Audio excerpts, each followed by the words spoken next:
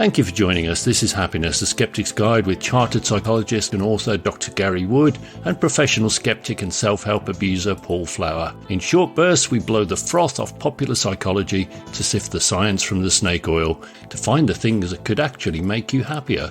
What more can I say? On with the pursuit of happiness in all its forms. On today's episode, we are discussing happiness versus meaning, which gives me the ideal opportunity to ask my guest, Dr. Gary Wood, what does it all mean? Oh, it's very nice that I've meaningfully been relegated to guest as opposed to co-host. Yeah, I know that. I thought that when I was saying it. Yes. It's a bit like the Facebook group where I'm only editor. So, yes. Think yourself lucky. I'm spotting a bit of, is it megalomania or monomania? Psychomania, probably. Okay, then. So, what was the question again? What does it all mean?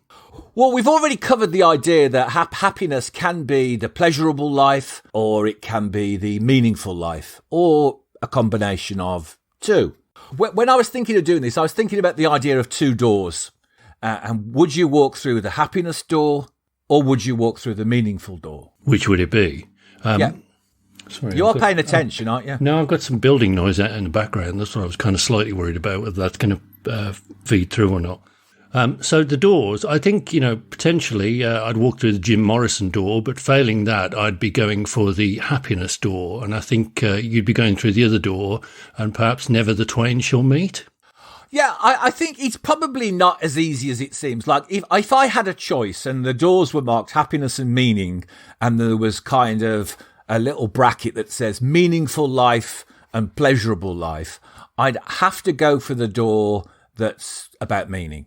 So there is an added complication, because in your book, The Psychology of Wellbeing, you do mention a third potential door, which is the pleasant door, as it were. So you have pleasant, good, or meaningful. Yeah, so you could have the good life, you could have the pleasant life, you could have the meaningful life. This is due to psychologists really trying to complicate it. If I can give as soon as you've mentioned the book, thank you very much for that. I was thinking about the whole process of writing, because I wrote it during a pandemic, which was not the happiest time to write a book. So can I say, am I happy I finished it? Yes. Can I say it's added meaning to my life? Yes. Was it a happy process? No, definitely not. Some aspects of it are probably, I would probably say there were a few points that I could describe as the lowest points of my life, let alone writing a book. Am I totally happy with the results? No, because you never finish a book, you abandon it. Will I put myself through it all again? Absolutely. Will it be a totally happy process next time? Probably not.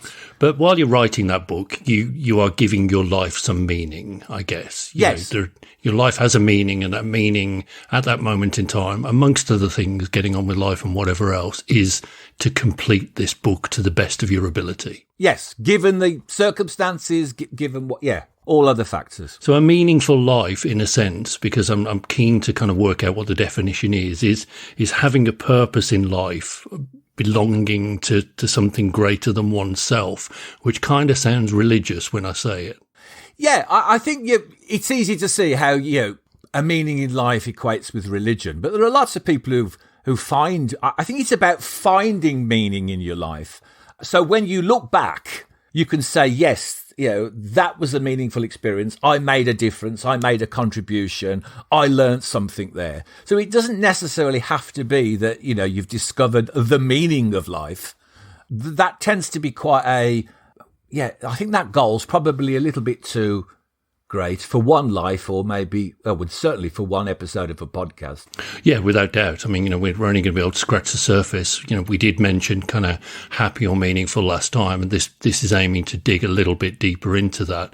And as you said, you can have a meaningful existence and have a purpose and be striving towards an end goal, but that may not necessarily make you happy at the time, but perhaps when you reach that goal, you'll be happy.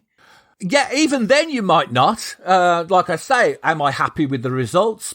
No, things could have been better. Am I happy I finished it? Yes. So I think sometimes the psychology is often simplified, and it's quite a nuanced process is that we're never totally happy and there's never total satisfaction. When I was preparing for this, I thought about there's a satisfaction with life scale. And it's by a famous psychologist called Ed Diener, and he's referred to as Dr. Happiness. And it's not all. It's I it's thought that not. was you. No, well, it could be. I'm Dr. Happiness in waiting. Hopefully, When the present one dies, you'll step into his shoes. Yeah. Well, he has got a son called Robert Biswas Diener, who is an amazing guy. He's described as the Indiana Jones of life coaches. Wow. So he probably will fit the shoes far better than I will. Right. There are just 5 questions in here. This gives you an idea about the satisfaction in life and how it hints on happiness and how it hints on meaning. So on a scale of 1 to 7, with 1 being totally disagree and 7 being agree, in most ways, my life is close to ideal. Oh, you're asking me to answer these questions? Well, yeah, we would. Well, I did run through this quiz, but yeah, let's go with 1 to 7. 4. Seeing as you've turned up, it would be helpful, yes. 4. The conditions of my life are excellent. Wow, the conditions. What does that kind of refer to? You know, all exterior conditions, the external life. 4. So far, I have gotten. Oh, I am satisfied with my life. 5. Oh, so a bit better there. So I feel like Larry Grayson on the Generation Game. You look a bit like him. Yeah, I do actually. I've got the string on my glasses. That's a joke for the youngsters, yeah. My hero, by the way. So far, I have gotten I have gotten the most important things I want from life. Yeah, 5. If I could live my life over, I would change almost nothing. Ooh, now you see, when I did this question originally, I thought this is the most difficult question, because if I could live my life over, I would change loads of stuff. I mean, not the fundamental things like meeting your life partner, having children, you know, buying houses, all that kind of stuff. But there's things about career and kind of the path that you take that, you know, I would change loads of that stuff. I'm not dissatisfied with the way it went, but, you know, I would definitely change stuff. So 3 on that. And it's interesting that there's a difference between being satisfied with something and having regrets. Yeah. So what you're saying is there are pretty much no regrets, but there could be tweaks. Absolutely. You know, there's things that I'm interested in now that I think, okay, if I'd known about this thing when I was 20, let's say, which is a very long time ago, when I'd known about this thing if I was 20, this is what I would have gone into and tried to do something with, because I find it really interesting. But I didn't even know about that particular thing, let's say, till I was, you know, in my late 40s. So, you know, it's tricky. This is sounding a bit ominous. What is that thing? No, it's actually behavioural psychology. I'm really interested in how people behave, and you know, that's part of the reason for doing this to a certain extent. You know, is to understand the behavioural patterns of people, which I find absolutely fascinating. So I think what we've got here is I think we've started to uncover how nuanced. I keep saying nuanced. I'm going to have to think of another word. How variegated the whole process is. And how sometimes contradictory it is. Yeah. So trying to get us all to say, are we happy? Is it a meaningful life? Is a little bit of it is a total academic exercise. So what was my score then? I mean, when I first did this, I got 23, which brought me out as slightly satisfied, which made me feel like, yes, you are slightly smug, you know, with your life. Oh, I was just going to work that in there. So, so how do you feel about being slightly satisfied with your life? I think it absolutely describes me within a few questions to within an inch of my life. That is probably where I would have put myself before it, had I known what the outcomes were what the outcomes were to choose from. You know, dissatisfied, moderately satisfied, slightly satisfied, extremely satisfied, or whatever they were. But it is a good test to take, I think, if you're interested in that kind of thing. But the other one you sent, the VIA one, is it? First of all, let's just say if people want to do the satisfaction with life scale, it's on Ed Diener's website. That's Ed Diener, spelled ED. DIENER.com.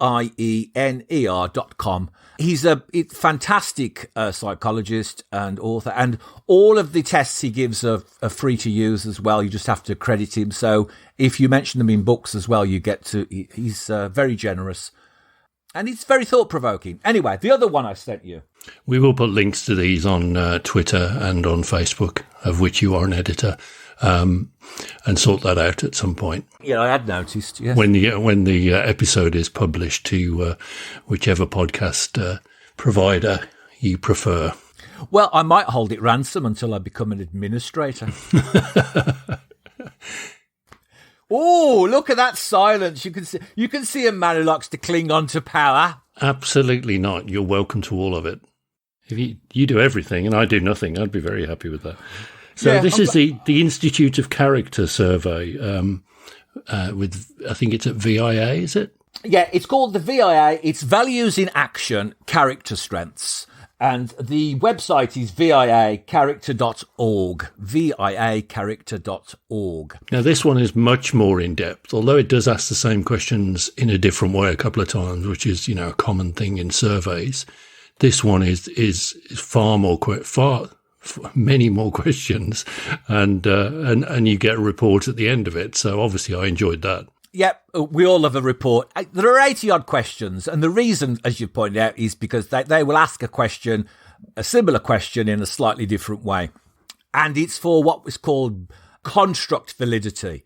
So when you look at magazines, you say, oh, that pretty much, you see a quiz, you say, yeah, that pretty much looks as though it's measuring what it purports to measure. That's face validity. In psychology, we need to make sure, so there are lots of checks done to make sure that we're actually measuring the construct we're claiming to measure. So anyway, that's all. That's the science bit. Yeah, just thought I'd throw that in there. Anyway, the theory behind this, it's based on Martin Seligman, and I think it was Christopher Peterson's book, or it might just be Martin Seligman, called Authentic Happiness. And the idea is if we can find out what our values are, and we can set goals to meet those values, then we will be more happy. And our life will become more meaningful as well.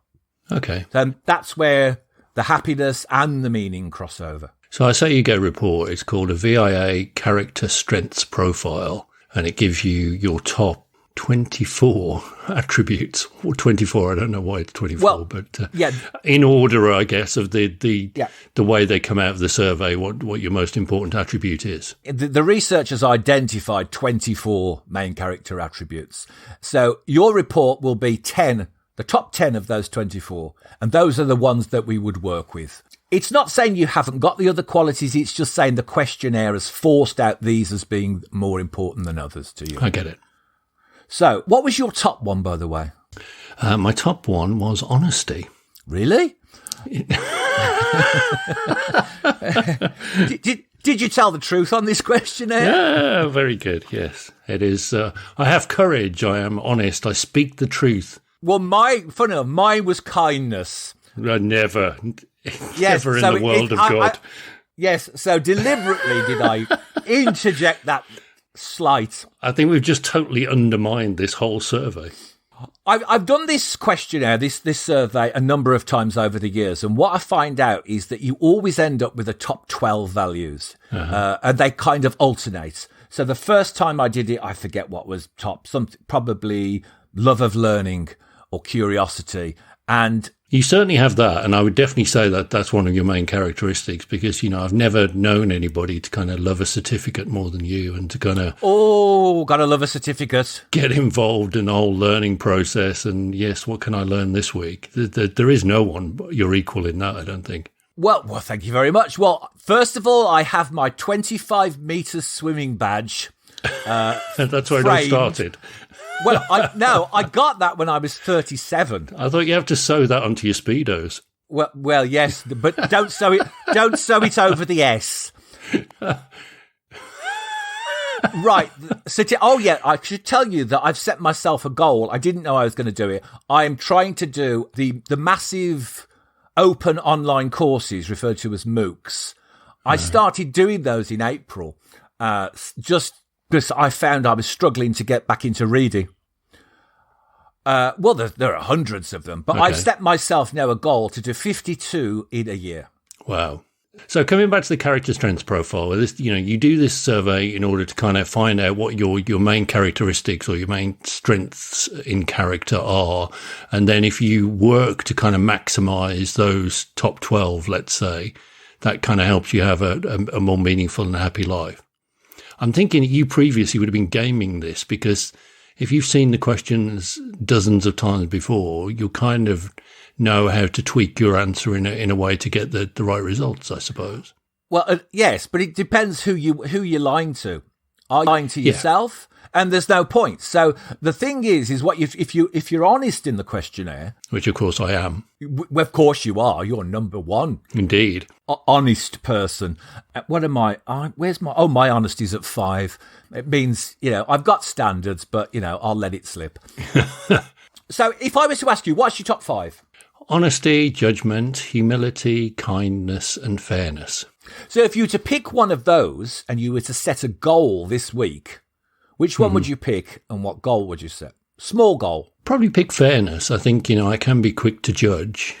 And as judgment is my number 2 characteristic, that probably kind of gives me that as well. I feel like I'm a good judge of character. However, I think because you're quick to judge, it sometimes, you sometimes judge people too quickly and unfairly, and that's because of the biases that we all have. And that doesn't feel right. And I think I should give people a little bit more time.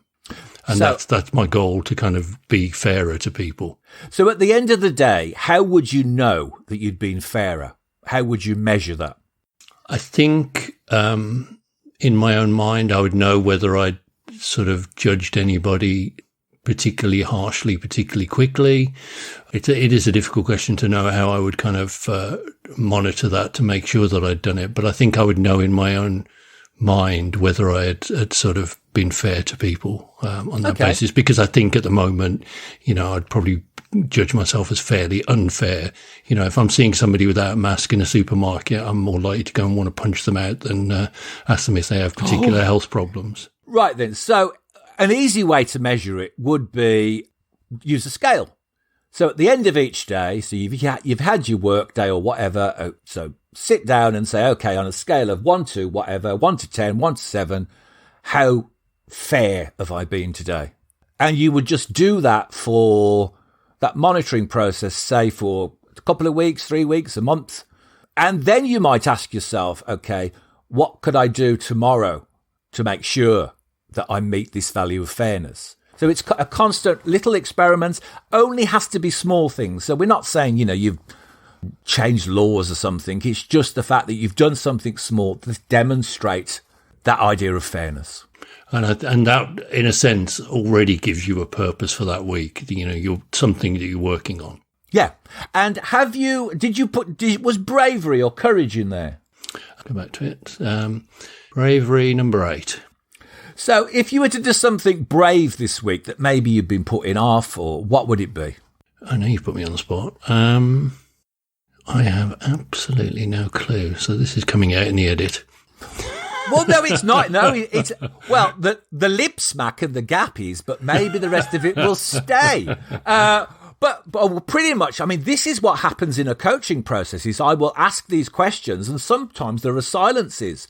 But what it means is it's thinking, so it's a question you need to process and you need to think about. So maybe that's your task this week, to actually think about what would I do to meet that bravery. And you can do that with any of them.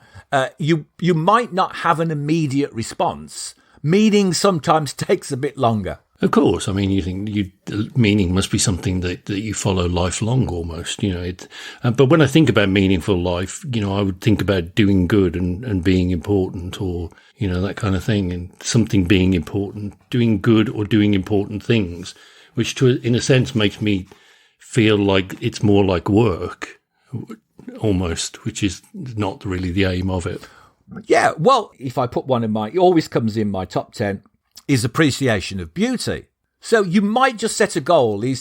How do I set a goal to appreciate beauty this week?